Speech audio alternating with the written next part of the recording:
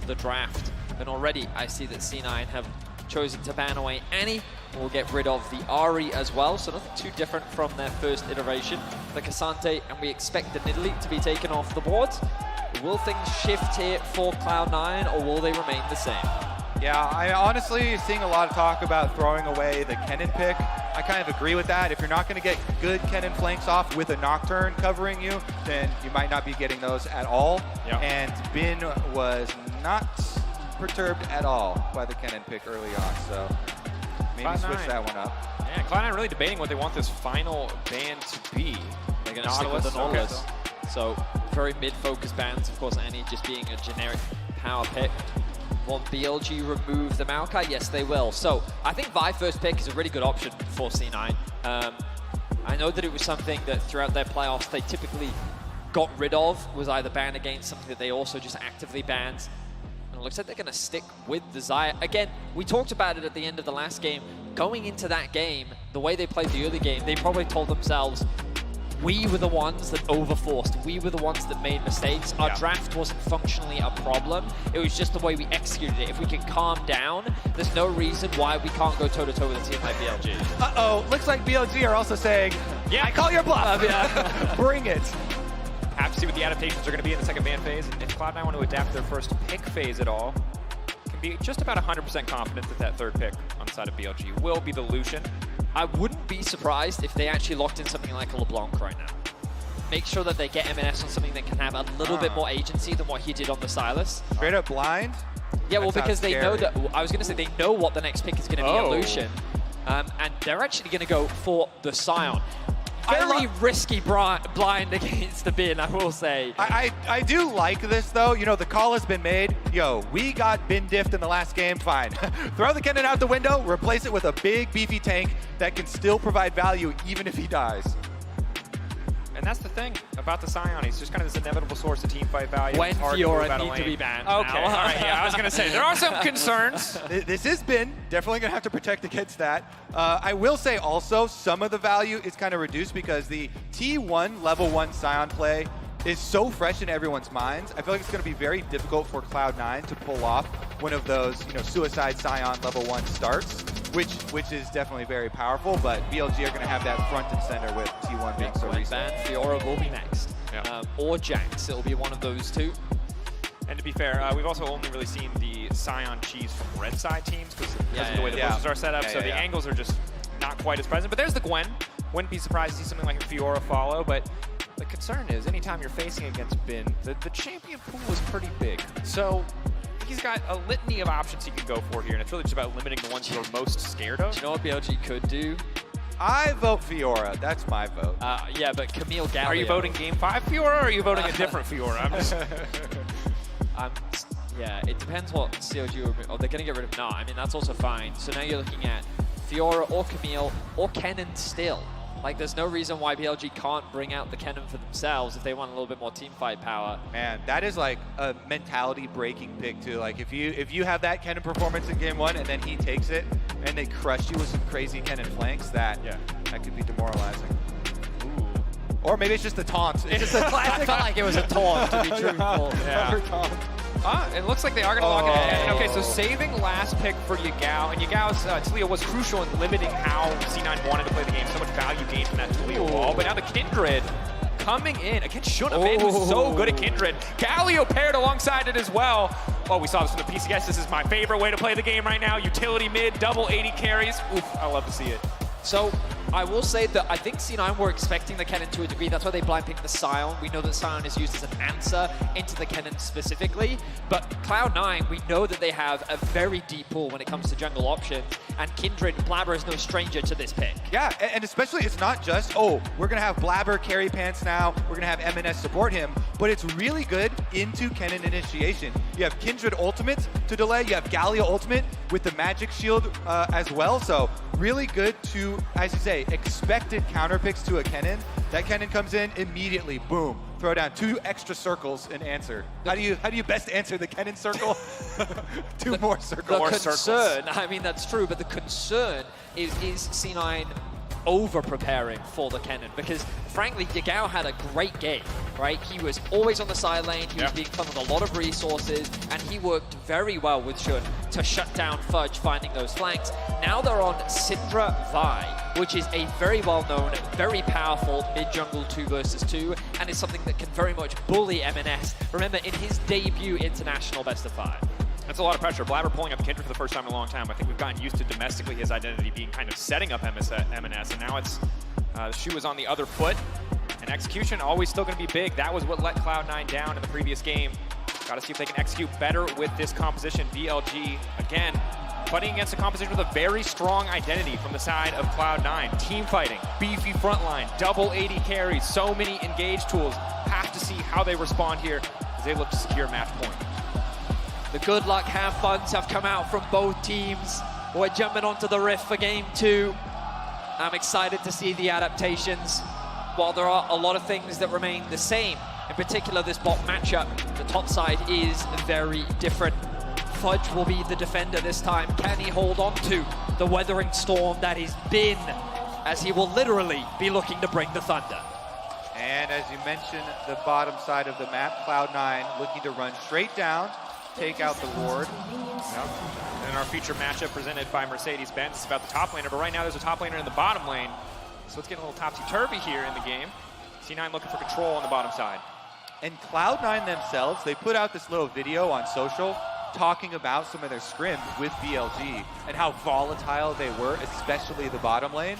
Sven talking about how the bottom lane matchup really early on in a lot of their scrim games is both of them being very aggressive, and often it was BLG walking up. If they dodge skill shot, they win. If they miss it, they lose. In the last game, though, let me remind you, it was Cloud9 walking up. They were the ones being super aggressive.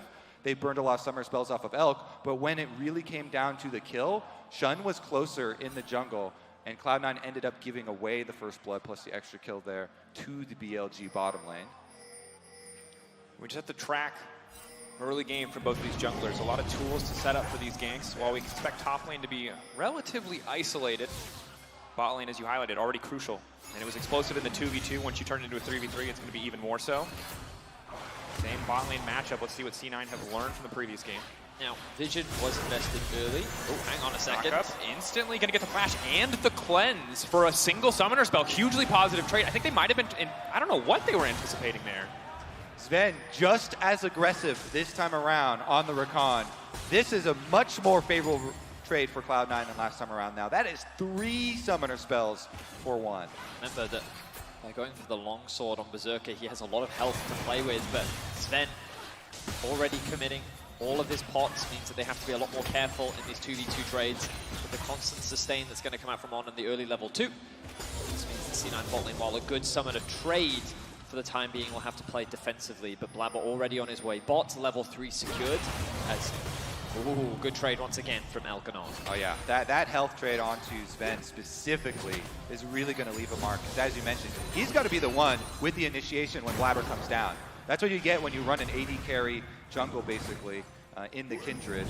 Difference for the Kindred is, at level 3, you can definitely get down there very aggressively. It's the same ward for BLG, though.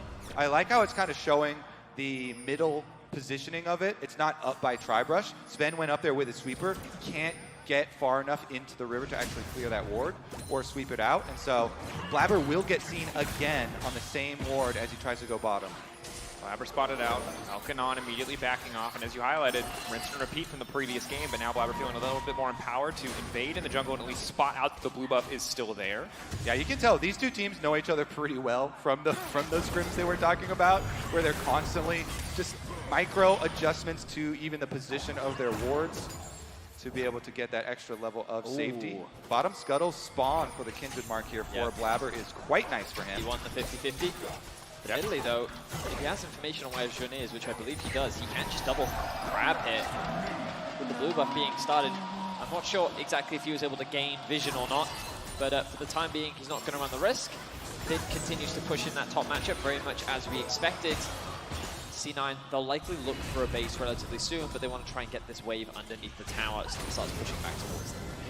Shun now moving in, I think just trying to get as much information as he can as the wave They're going to ping out the back from MNS. This is Shun's opportunity to move in and at least get some information. Even if he can't go for the fight, he has a level advantage for now. All in on the bottom side. Feather's not going to get pulled back because of a clean bubble from On. C9 keeping Prio in the lane. Find the darkness. Blabber could be in trouble here, but just going to walk away. Sven just keeping it going. That's the Ignite now taking down, but Elk just wants to fire back, dashing out to safety. TP now being burned on the bottom side for Yagao. They need to get something out of this play. They burned so many resources on leaving forward. That's first blood. This Nami out of control. Bottom lane is the battleground for the early game this series once again. And once again, it has been on the Rakan, getting these aggressive trades onto Elk, but going down first. Mounting Dread marked one. Can't get the second or the third. Oh, just trading flash for flash. The cleanse comes back up for Elk, and he's able to remove the slow and create space between him and his opposition. MNS with no TP means that he cannot match on the bot side of the map. Yagao TPing, I thought, was a bit of a big overcommitment, but in reality, I wonder if it scared C9 off the play. They felt like BLG were committing to this fight, and that means that Sven ends up losing his life. Jun now sees an opportunity to get himself the Scuttle Crab, and BLG will walk away with a 700 gold lead for now. Certainly not a bad start to the game for BLG, and on the top side of the map, you can see the call already stacking up. Bin uncontested for now. A bit more kill pressure onto the Kennen once level 6 comes around for Fudge, but we're shown on the top side. I just don't think he's going to have that angle of attack. Blabber will see if he can continue to stack up these marks. Of course, reminder, 4 is the big break point we're going to be keeping track of.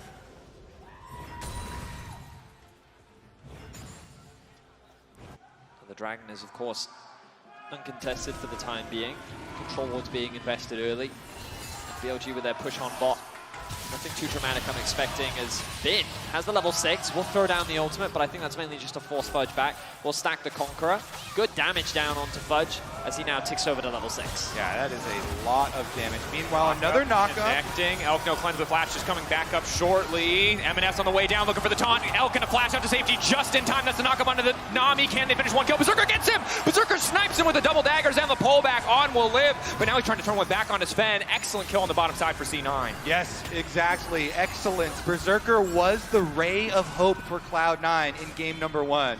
Him getting that kill credit just as they repeat gank onto this flash. Elk, it just came up for him, and he's able to burn it, still get the kill here. MNS, though, it cost him a lot on that Galio. Look at this minion wave that gets pushed into his tower. That is a double stacked minion wave.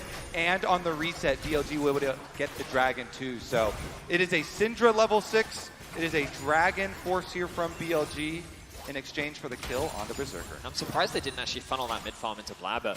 I mean, if the Galio loses it, it's one thing, but you could have actually gotten Blabber so far ahead with all that XP and gold. Elk, though, really has been the target so far in this series. Game 1, he did a very good job of weathering that storm. Game 2, though, C9 are doubling down. Step forward, they can get the slow down on Elk. The knockup, Elk does not stop. He just looks into the face of death and walks away. They kill Blabber, full confidence. They hit him with the laughing emo, just completely and totally outplayed. Oh, Elk is too good. He dodges forward into your face. He does not run from the gank. He kills the ganker. MNS on the way down, though. Cloud9 continuing to try to force on the bottom side. They've got the wave crashing in, but Shun is in the area. This Galio has to be careful. Going forward, Justice Punch, fishing for the taunt. The knockup is there to stop any follow-up damage, but the Winds of War will find their mark. MNS grabbing the kill. C9 continuing to push. Yagao on the way down. C9 going all in for the play on the bottom side. Shun able to walk away for now. Berserker trying to fish over the wall. He's going to flash. So much aggression from the C9 80 carry to find that one, and now Yagao has to be careful. MNS waiting for those cooldowns to come back up. The sustained damage from the Xayah is going to be tough to match. The feather pullback will not find anyone. Blabber on the top side. C9 making plays everywhere on the map. Bottom side and top side as well. Bin now going to try to burn down Blabber. The stun connecting. Bin on the retreat. So much action back and forth, but Bin will walk away. For now, really? The stun, roar of the Slayer, and Blabber will find the kill. Oh, and Cloud9 are popping off in the early game again. They retake the gold lead barely. MNS, it feels like, just decided to take this bottom lane and retake control, barely retaking. The bottom side coming from behind their own tower twice here from the Galio. And then Blabber, after death, he gets right back up from the fountain, immediately goes topside, allows Cloud9 to win both sides of the map, starts up the Rift Herald in the aftermath, and they've called the reset here for their bottom lane. Berserker going to come up to the top side and push in on those turret plates. MNS playing like he's got Predator, but he doesn't. He's just running bot at every opportunity. The man has bounced back massively after game 1. He struggled to have an impact, but now he's making his presence known very early on into the game, and Elk really feeling the pressure this time around. And Fudge being sent bottom lane is so impossible really to dive a Sion to stop him from clearing that wave out. So quick lane assignments coming in from Cloud9 as we take a look back at this. Remember, this is after Blabber died. C9 continuing to commit to this play and make it work. Yeah, MNS refuses to let this bottom lane fall into a hole. And so he's going to sacrifice his minions again as well to do this. There is a price for these plays. These are not free roams for the Galio. When we get back to live, you'll see the CS gap is quite big in mid lane, but it's critical here to get this money onto Berserker, and Cloud9 know it. Yeah, it is a trade-off, as you rightly said, Kobe. Like the execution overall here from C9 started off very poorly. I'm glad that you highlighted Blabber's initial play where he basically conceded a kill over, but they were able to very quickly scramble back what was a much-needed set of plays. But the gold remains even because at mid and top, CS advantages are still aplenty for BLG. And MNS, some nice execution too under the tower play. You know, he gets the taunt, then he's able to Justice Punch to the side, dodging the Scatter the Weak from Yagao. Now he's able to get back and pick up some CS. And while the gold is close, it's really going to be about where the resources are allocated. The good news for Cloud9 is that their 4 kills, 2 are on Berserker. We've highlighted it.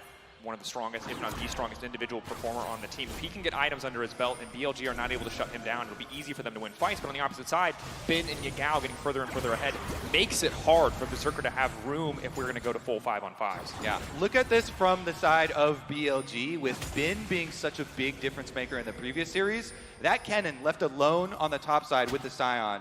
Bin is about to cash in on his Cull. He has the big CS lead. He has had pressure pushing in on that top side. Keeping our eyes on a potential play on the bottom side. Blabber still only at 2 marks. Maybe some not super ideal spawns here. Cloud9 just continuing to fish. Eyes on the prize here for Cloud9. Again, keeping a lot of the same draft elements, at least in terms of the bottom lane and early on, changing dramatically in the second half, but the gameplay still very bot side focused and working out pretty well thus far. Really nice trade there from Elk. As once again, MNS gets pushed in the mid lane. Really don't. Oh, they forced a flash out. Nicely done from MNS. They know they have the damage. Yagao immediately going to ult. MNS is not that tanky. He has a lost chapter. Has the ghost still, though. He should be fine. Isn't forced to burn any summoner spells. With the swap, I'm surprised that C9 didn't actually invest a very early Herald top to try and funnel more gold into Berserker. But they have now brought him up to mid lane. Will they consider throwing MNS down into the bot lane? And yes, it looks like that's exactly what they're going to do. Berserker and Blabber looking to secure some plates mid for themselves. Bin getting aggressive on the top side. It's a long lane. Fudge debating if he just has to ult to get out of this one, but holding fast here. Too much kill pressure quite yet, and meanwhile in the mid lane, the Herald does crash. Does not get a lot of damage down, probably just the 1.5 plates. Yeah, they just want to get as much money into Berserker as possible, so this is the best of both worlds. You rotate Berserker to mid lane first, then you get to both get mid lane damage on the tower, as well as give at least half of that turret plate to Berserker. Then they rotate fully down to the Dragon, even up the Dragon count, and pretty stable here, even though Fudge on top side keeps getting chunked out by the Conqueror Kennen with these ultimates from Bin. And he's been holding on pretty decently. I will say the warning comes when you get Unleashed Teleport from Bin, and that Kennen that has been, for the large majority at the beginning of the game here, just isolated on top side versus Sion. When that Kennen gets the opportunity to get the teleport in, the flash ultimate play when he's level 2 ultimate, level 11 with the rank 2 ultimates, that could be the big moment. I'll also say our observers just highlighted it. I don't know if Fudge did that deliberately, but the reason why he was not dived there was because he was sitting in a pocket of no vision for BLG. He's able to go back to base unscathed and TP back to top. Now, with the Jack Show completed, he's going to be a very durable individual. Yeah. It will make it much harder for Bin to really threaten in the top lane matchup. Once those Merc Treads come through, he's going to be pretty happy in terms of the side lane matchup. Okay, gold advantage, excellent. Bubble, again, coming in from on. And Spanish is going to backstep here. And as we get later and later in the game, execution going to be the question for C9. In the previous game, weren't able to make their composition work. Should be easier this time around, but going to have to kind of do the exact same thing that BLG did in terms of respecting the flanks, keeping an eye on this Kennen. Bin is the power point, and as you highlighted, Unleashed Teleport not quite there yet, but once it is, all of C9's plays become significantly more volatile. Another thing to think about here is this Nice Syndra. buffer. Knockback fights on 2 fronts. Elk! What was he doing there? MNS manages to make it out. I'm not sure what happened with Elk in the mid lane, but Shun Now on the retreat, Blabber continuing to step forward. A lot of damage could come in from Yagao's level 11 Syndra. Oh, give me that replay. I want to see that now. How do you get under there? There's fights across the rift. Onto the mid lane. Blabber did just use his flash in that exchange. Jun had to flash to get away to safety as all of M&S's summoners drops, but as you rightly said, a kill once again going in favor of Cloud9 as Elk finds himself 0 and 3. Look, sometimes you live up to your namesake and you just like run headlong into a vehicle, you know? It happens to the best of us. All right, here we go. Oh, doesn't know Sven is there. I think. He wants the full calling damage. And Sven just over Raptor Wall. Ultimate flash W. Good night. Good fight. It's all unfortunate for Berserker that Sven secured the kill, but they'll take it. See gold advantages at 14, presented by MasterCard. The difference is largely building in Bin's favor, but to be honest, against a Sion, that's very much to be expected. Ooh, Galio coming in. Yeah, that's a little rough there. I will say, up until this point, this Galio play has been so good for M&S, you know? You don't want a big CS lead on your Galio. You want plays from your Galio. Oh, yeah. And his plays bottom side have been exceptional thus far. His play with Blabber, the carry jungler, but that ultimate, of course, the coordination again. It was not an all-in from Bin, not even close. And while C9 right now, as you saw in the MasterCard gold difference, have their advantages where they want them, on their double 80 carry threats, it's really important that they hold on to those utilities, those abilities for the fights to come. BLG stacking members up around the mid lane, Bin coming down from the top lane just to make sure they can threaten if they need to. Yeah, BLG are thinking right now, hey, we got a Galio ult for free, let's get our team fight in. You know, Bin does have flash and ultimate, and the level 2 ultimate at that with his level 11 coming in, so they send him back to the top side, push in the minion wave as Cloud9 are fully grouped up in mid. Come up to the side, stun gonna connect, an early scatter of the week, just poke, raining down. Cloud9 starting the Herald, BLG, do they want to respond? Bin on the top side, debating. Need to be careful of this flank. They will use the Scryer's Bloom, or rather the Blue Trinket to spot him out. Who's gonna mark this Kennen? Walk up to him. Lower and lower. Bin gonna clear out the ward. C9 has to be careful, but immediately Fudge is going to try to get things kicked off, and now his backline is exposed. Bin trying to find an angle. C9 retreating into the pinch. They have to be so careful. Bin now dashing forward, sensing a moment of opportunity, but Berserker just going to burn the ult and walk away. Yeah, Berserker burning the ult not to protect himself, to protect Fudge, the teammate ult there, to be able to lay down all those feathers and cut off the entrance into the jungle. I mean, I also saw that Yagao ultimate come out, and I was like, that's a 5-man stun if I've ever seen one. And so, as you rightly said, Berserker throwing that ulti down meant that there was no risk of BLG overcommitting. So BLG largely just spectators to the objectives secure from Cloud9. Nothing really gained for them. This will allow C9 to open up the map a little bit more as Elk gets a little bit of damage down onto the mid tower. BLG in a slightly better position for the Dragon right now as resets start to come through. Yagao going to go back to base, Bin going to do the same. And you imagine our next exchange will be thrown down towards that side, unless C9 want to choose to cross-map, given that they do have the Herald. But I wouldn't be surprised to see them come back into the mid, drop the Herald, use that as a point of pressure, which then gives them access into the river, and they can start up the objective. And I think the game is going to get a little bit harder if C9 can't really leverage the full power of their team comps. You see these CS leads, and mid and top specifically, just continuing to get bigger and bigger and bigger. And yes, Cloud9 are putting more resources into Berserker, but Berserker's still behind Elk in terms of individual CS, so it's a tricky puzzle for Cloud9 to solve. And remember, it was around this time in the previous game where the picks started to come through for BLG. The picks really made the difference. This Vi from Shun, ultimate ready. Mounting Dread comes out, Colin going to be used. Elk able to walk away, it does cost him the heal, but not a whole lot else. Mid lane tier 1 broken down, Cloud9 taking the control, setting their sights on this Cloud Drake. Yeah, they group up and they just brute force that tower. Meanwhile, BLG with the split are going to be able to get the top side tower and as well the minions into bottom side tower and pushing mid right now in exchange for this dragon. They should be able to get 2 outer towers, plus Bin is going to get the minion wave on top side all the way up to secondary tower. So while Cloud9 are going to get this dragon, that's a lot of gold in tower value being given over to BLG. Yeah, I think BLG are just playing the map so smart right now. They recognize that it's not worth trying to force a fight, and instead they'll pressure elsewhere. BLG now stacking as 4 members top. They know that Fudge has no ultimate. But are they overcommitting here? M&S does have the ultimate available, and BLG, they're going to take a little bit of a poke, but they're not going to overcommit too much. And BLG, again, recognizing the strengths of their opponent's composition. In game 1, it was everyone pushing their R buttons together and diving. They respected it so much. This time around, it's their 5v5 team fight. So what do? They split up the map. They don't opt into contesting this Drake when they don't have to. I mean, it's just very solid map play from BLG across both games. Yeah, BLG, no, the only one even remotely tanky is Shun this time around. So they have to play off of their minion waves, and they have to play off of those ultimates until they get a good angle for those. Oh, my, that is... Okay. No one saw. No one saw. Well, no one saw until the observers decided to show everyone. No one saw. Well, I guess now hundreds of thousands of people saw. the argument you can make is BLG didn't see. There you go. They don't know. They don't know. Nobody snitched. Yeah. I'm looking at you, everyone in chat. Nobody snitched. M&S continuing to poke forward, and C9, they're going to struggle right now because there's not really a big objective to force. The good news is they have a frontliner in Fudge and 2 AD carries. They can burn through this objective very quickly, especially once Berserker gets that closer to that second item. Maybe that's where they can force BLG to come fight them. For now, BLG feeling fine, sitting on a 3K gold lead, happy to just continue trading up in terms of side lanes. Very neutral mid game.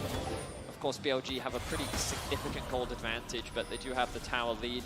And a lot of it is coming from the individual CS. When I look at mid, there's a 1K goal gap in favor of Yagao. There's a 2K goal gap in favor of Bin. So if my math is correct, 1 plus 2 does make 3, which should actually equal the goal difference. They forbid us from doing math on air, but look at you, breaking the rules. The Welsh mathematics coming in hot. What I think, quick maths.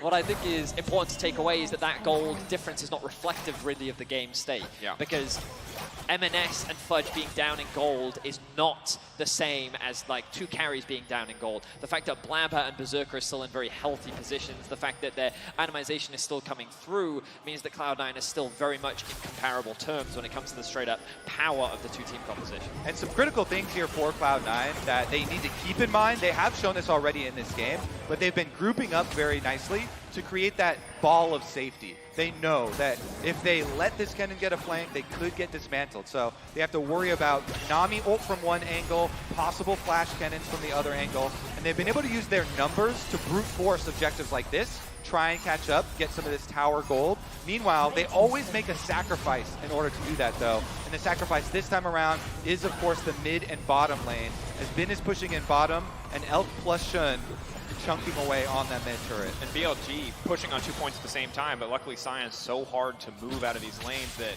Fudge's job for the last few minutes has just been walking to waves that are pushed in, clearing them, and living. And that's about all he's done. Yeah, C9 are largely playing a 1-4 setup, whereas BLG are taking advantage of 1-3-1. Yagao is on the wave that's likely to be pushed in the most, just because once the tower drops, he can very quickly catch that wave with his wave clear. Meanwhile, Bin and then Elk and Shun as a duo can pressure elsewhere on the map and get some deep vision.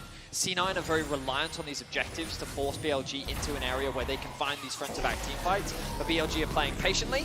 As Bin Ulti coming in for Fudge, he gets the damage down, but not the knockup. Fishing for the knockup now. Ben immediately going to stun him out of the decimating smash. Sven coming into the bottom lane. They're all eyes on the BLG top laner. Ulti already burned, and that means a quick shutdown. Sven picking up the gold. And the brute force play pays off. They make the rotation over. 3 Cloud9 members coming to collapse on that bottom side.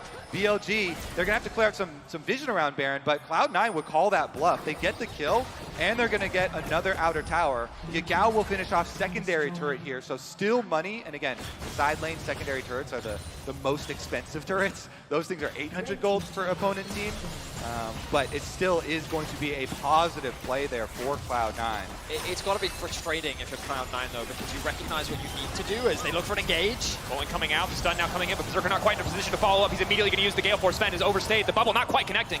On anticipating him dashing out a bit sooner, so Elk blinking health bar, they will retreat. They get the TP as well. I love this stare down between Sven and Elk. Neither of them backing down. They constantly are going for each other's throats. This time around, they both walk away, but summoner spells from both will be the cause. And that's the biggest thing. With Dragon spawning in 5 seconds, Fudge having the TP available, it means that there is a prime target that C9 have their eyes on. Sven not having the ultimate should be off cooldown relatively soon, but not in time for this Dragon. So the question is, do C9 want to gamble it, given that they did sacrifice Berserker's ult as well? And look at this. With this split push from Fudge, Cloud9 are the ones that actually have the split push advantage, while BLG are the ones with the objective advantage. They've got Shun and Bin taking down the Dragon, while the rest of the team was for the kill. Now in the middle of the entire team, he's now going to get rooted up. Excellent use of the Everfrost Yagao. There's nowhere for him to go. He's going to throw down the ultimate, but that's a quick pick, and now they can turn their sights back onto the Dragon. But it looks like it's going to be too late. Shun stealing that one away. BLG now on the retreat. C9 should really look at a Baron right now. They know they have the numbers advantage. Shun and Bin, if nothing else, they can force TPs, they can force a fight. They really didn't have to commit like any ultimates to that exchange, and now you look at Sven and Berserker, their ultimates are very quickly coming back up. Oh, it's going to get spicy because Yagao also doesn't have teleport, so that death timer is death timer plus walking all the way to the Baron. Ward over the back of the pit. Just don't 50-50 this C9. 11K. They have to do it though. They have to keep the pace of the game going. They might not get another opportunity like this to find such an advantage for free. Don't trap yourself inside the Baron pit against a Kennen. Just say that. Okay, getting lower and lower. BLG looking for an angle in. Shun desperate to steal this one. Shun takes it! CLG bet on the 50-50 and the coin comes up tails. BLG making it work. Bubble onto 2. MNS all decanceled. BLG laughing straight to the bank on the back of that play. Why did C9 50-50 it? They had such a good position, and they take the gamble against some of the best, against Shun, man. Like, you can't take this gamble. You've got to make the commitment to turn or keep him out of the pit. And he, just so well played from Elk.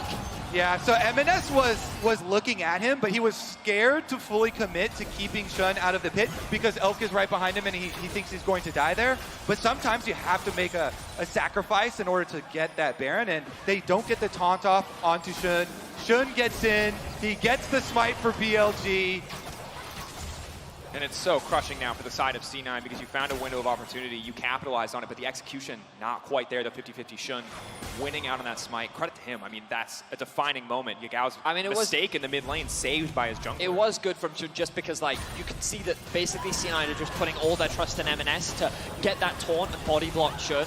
And he throws the Q out early, and then he's very reliant on the additional damage coming out from Elk, and then the steal comes through. But now BLG have so much control over this game. MNS caught out, not nearly tanky enough. The chain CC, ruthless with the Lamb's respite. Blabber buying a brief moment. Justice punch out to safety. Will be able to retreat. Kindred ult coming in clutch. Yep, just the edge there. Blabber's able to catch him, save his teammate. Ult for ult on junglers then. Vi ult used to get the pick. Kindred ult used to counter it. It's going to be a bit longer of a cooldown, and the Baron buff will still allow. Fudge still going forward. He is going to connect on Ben. Can they keep this fight going? Tidal wave coming across the walls. He now pushes for a retreat. Fudge on his own, but he's too damn tanky. Blabber now on a killing spree. Elk throwing down the calling. Feather's going a little bit wide. Elk standing on the front line, trying to burn through Blabber as quick as he can. Elk sidestep, dash, out to safety. MNS trying to finish the job, running it. It wins of war. The extra movement speed won't quite be enough. Everfrost not connecting. Elk, he can feel the wind on his backside, but he will walk away alive. Damn, Elk is so clean sometimes. It is frustrating. He sneaks his way out of that one.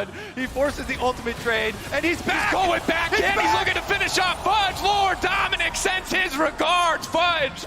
Health bar just getting torn through. It still was a really good initiation there at the beginning for Cloud9, you know, forcing on BLG and picking up those kills, but man, fighting their way out of it.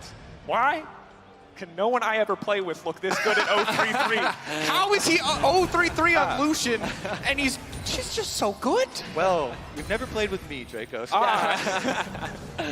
I mean, what an incredible bounce back from Elk, considering how much he was shut down in the early laning phase as well. He's done a fantastic job, and his positioning in the team fights is something we've consistently seen from him here at MSI. Of course, BLG have been able to extend their gold lead a little bit, but as you rightly said, Kobe, this is a good initiation from C9. They're attacking the siege. Yeah, Bin has no real way to get out of this play, and then the collapse comes in from C9. Yeah, I mean, Cloud9, they themselves have done a good job marking that Kennen. They haven't been the victim of a big Kennen ultimate. However, so much damage here from Elk on the top side with the ultimate, and then he does the same to Blabber. Those are the two carries of the team. That sidestep from Elk, man. He's looking for another kill onto Berserker. He won't be able to find it, but the damage is good. No Bloodthirster yet for Berserker.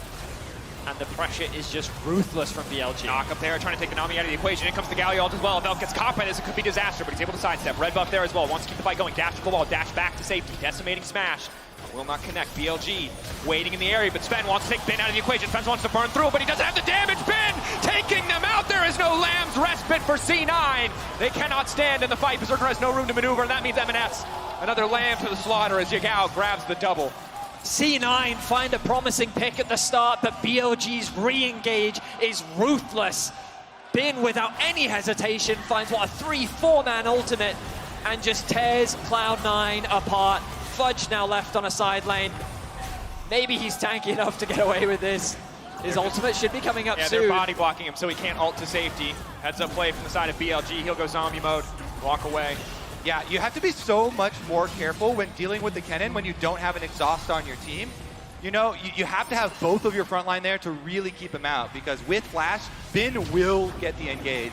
He does there finally, and BLG get a lot of gold off of it, and they are also going to get Dragon number 3. The extra towers, inhibitor mid is now exposed, bottom lane tower picked up, bunch of extra gold there, and Dragon soul point. And you can see C9, again, struggling to find avenues to make their composition work. BLG punishing so rapidly, and Bin being so far ahead, we're starting to feel the difference there where he's able to kill Blabber before Blabber can even throw down the Lamb's respite, and that's devastating for fights to come. Yep, gotta get it out early. Sorry, I just noticed Elk has a 400 gold shutdown. 036, baby. Yeah, I would. But are you going to argue that he doesn't deserve it? That's my question, bounty apologists. Are you coming out like, probably deserves that one? I look at his play and I'm like, yeah, give him a bounty. Give him a bounty. That's fair.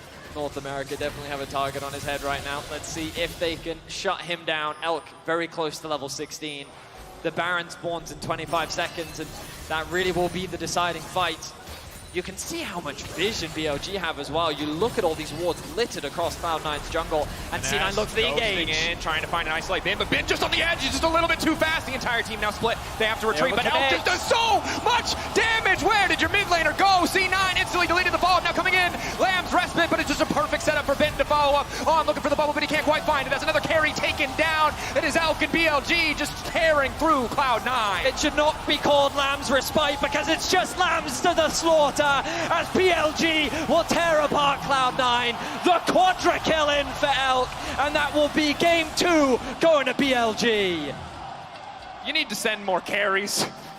Elk's taken down 2, and now BLG, the advantage is too big. Cloud9, 2 different compositions, 2 different styles, but again, BLG outmatching, outmaneuvering on the map, and outfighting in the end. BLG barreling down, looking to set themselves up for match point, looking ahead to future challengers, looking to send C9 down to the losers bracket. For now, happy to have the match point. Sven coming in just in time to watch the Nexus fall. BLG dominance in game 2. Oh, what a wipe there. Cloud9, they had this Kennen in the forefront of their minds from the previous fight, so they sent M&S with Flash